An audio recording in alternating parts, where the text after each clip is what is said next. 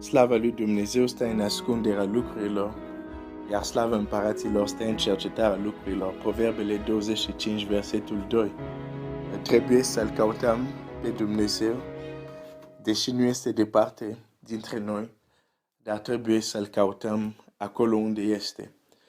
Am văzut că putem să încercăm să-L punem noi unde ne convine și apoi să ne trezim că nu a stat acolo, nimeni nu-L poate limita pe Dumnezeu.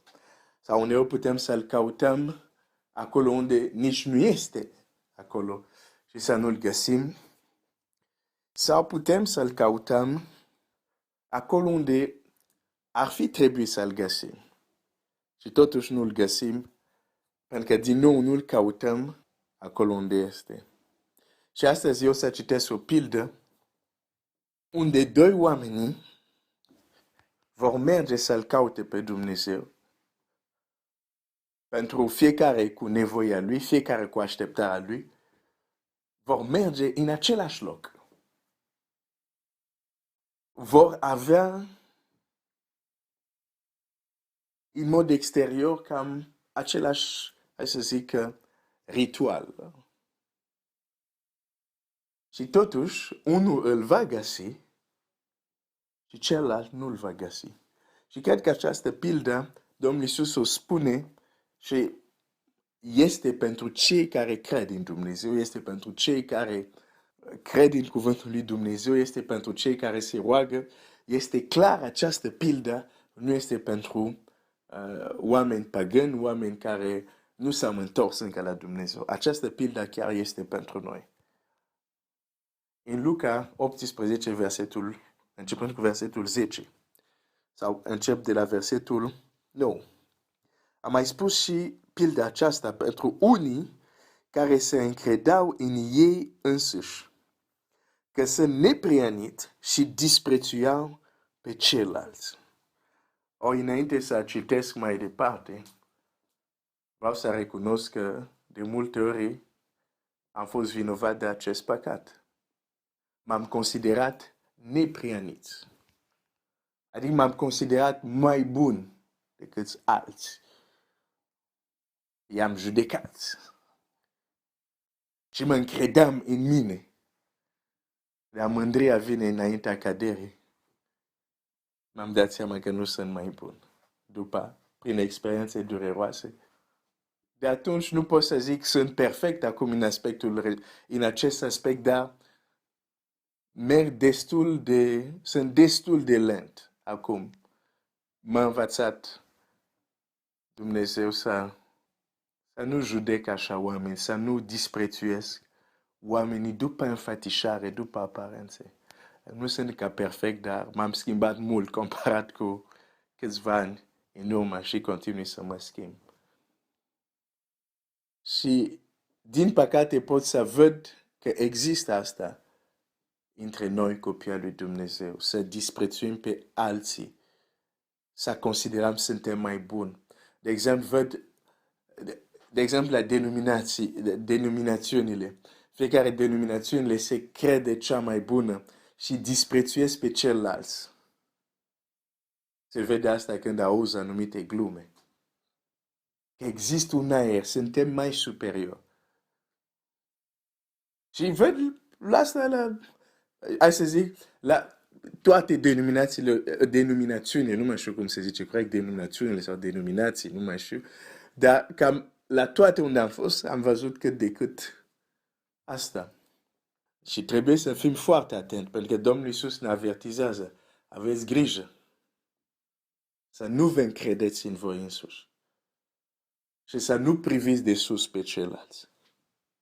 Pentru că s-ar putea uneori cel care tu îl privești de sus, înaintea lui Dumnezeu, să fie mult mai mare decât tine. Uneori cel care îl disprețuiește, spiritual vorbind, are 10 metri. Și tu, spiritual vorbind, ești un pitiș de 3 metri. Dar nu știi asta, dar îl disprețuiesc pe celălalt. Mare greșă. Chiar ieri povesteam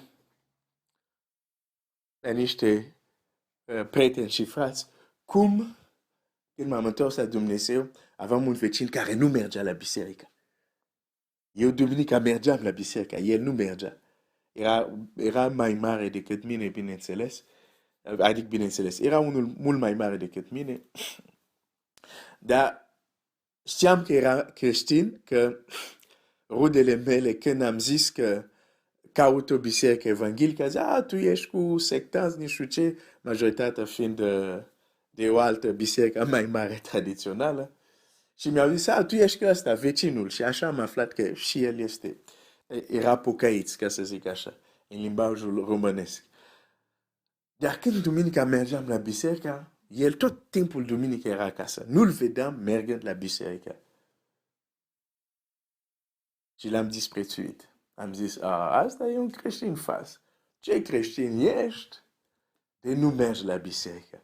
Bineînțeles, când îl vedeam, îl salutam politicos. Dar în inima mea îl disprețuiam. Și pot să salut, frate, pace, pace, pace, politicos. Și apoi, în inima să-l disprețuiesc, Dumnezeu vede ce în inimă. Și s-a întâmplat următor lucru. Chiar eu eram ala de 3 metri, piticul de, nu 3 metri. Nici de 1 metru, de jumătate de metru eram pitic. Ăsta avea 30 de metri. Dar eu nu puteam vedea asta. De ce? Că îl judecam după înfățișare. Eu mă duc la biserică, tu nu te duci. Ești un creștin fals. Sau ești un creștin lumești. El era 100 de ori mai spiritual decât mine. Și într-o zi am avut, nu știu dacă s-a întâmplat, nu-ți doresc, dar am intrat în anumite, într-o situație și într-o zi eram așa, sub o presiune teribilă, simteam că trebuie neapărat să se roage un creștin pentru mine. Și eram așa într-o disperare că am zis, chiar dacă este un creștin lumesc. Pentru că era vecinul ăsta, dar nu era lumesc, așa îl consideram eu. Dar era vecinul meu și în ziua respectivă eram în criză, nu aveam timp să aștept, nu știu, miercuri, când e întâlnire, chiar trebuia să se roage cineva pentru mine chiar atunci. Nu știu dacă s-a întâmplat, sper să nu se întâmple, dar... În fine, și m-am dus la el, am batut la ușă, am intrat și am zis, nu mai pot, sunt așa sub o presiune spirituală întunericului, simt că nu mai pot. Și el îmi spune, și povestesc un pic ce se întâmplă, și zice, da, se întâmplă asta? Da, la voia tine în casă? Zic, da. Zice, bun, hai să mergem la tine în casă la voi. Și am mers cu el și chiar tot ceilalți erau plecat, am intrat în sufragerie. Și a zis, să ne punem în genunchi. Ne-am pus în genunchi și a început să se roage. Când a început să se roage, simteam cum efectiv această opresiune pleca și m-am liniștit. Și apoi el mi-a zis, uite, când se va întâmpla ca asta, fa asta. Și apoi am început să vorbim. Și apoi am aflat povestea lui, istoria lui. Că el a fost un slujitor al lui Dumnezeu. Nu a fost doar unul care mergea la biserică, a slujit în biserică. A predicat cuvântul. S-a rugat pentru bolnavi. Dumnezeu a vindecat oamenii prin el. Dar, la un moment dat, cum se întâmplă, asta nu e nimic nou, a intervenit anumite tensiuni, anumite probleme cu frați, să zic, de la conducere. Și el, pentru a evita dezbinare și așa, a preferat în liniște să se retragă, pur și simplu. Și de-aia nu mergea la biserică. Și eu îl judecam. Atunci, și prin alte experiențe, am învățat să nu disprețuiesc oameni. Să nu judec după înfățișare. Sunt unii, de exemplu, am văzut, dacă, de exemplu, se uite la unul, poate care s-a îmbrăcat, să zic, mai frumos, e lumesc. Nu judeca așa. S-ar putea să fie mai spiritual decât tine. S-ar putea. Sau poate și este lumești, dar nu judeca după înfățișare. Oh, nici nu am citit pildă. 10 minute deja, ce challenge. Dar mai am 5 minute. Ok. Probabil cineva trebuia să audă asta. Luca 18, versetul 10. Doi oameni s-au suit la templu să se roage. Unul era fariseu și altul vameș. Fariseul stătea în picioare și a început să se roage în sine astfel.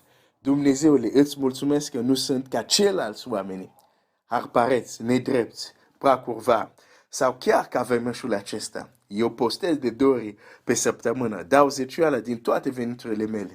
Vameșul stătea deoparte și nu îndrăznea nici ochi să-și ridice spre cer.